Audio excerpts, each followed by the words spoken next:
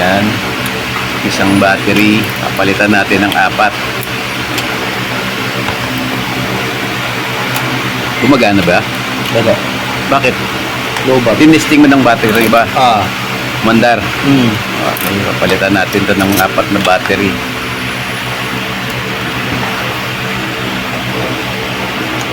Ayan yan.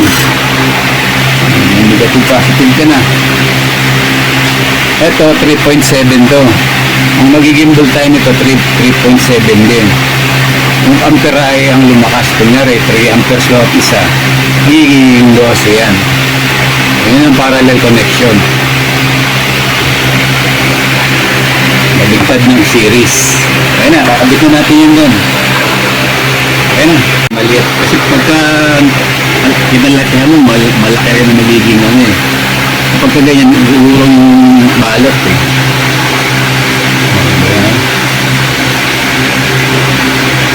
Ayan, manipis pa rin. Tapos dito tatanggalin mo ito.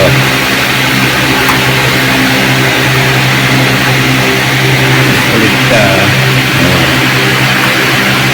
Tanggal na. Lagay mo ngayon ito.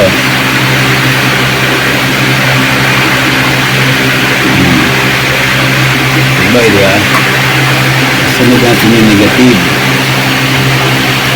Pinagsabay kasi baka magdikit eh. Sir, ako na mamaya sa Winston. Paano magpapalit? Okay.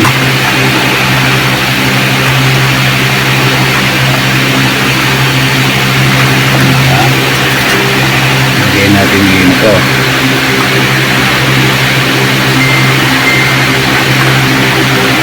Lagyan din natin yung pangtangkila.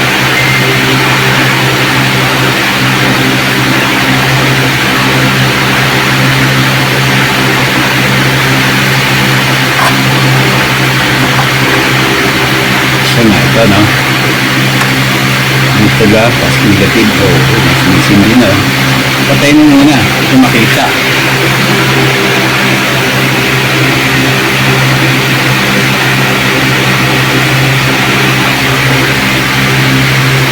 Na.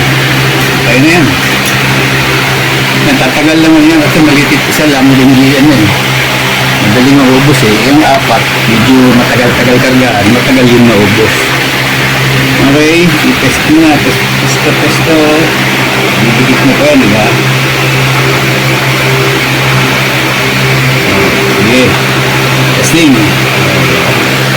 Liwanag din, no? Kamay na rin yung baterya. Wala rin charge. Hindi, kaya charge lang eh. Bagong battery.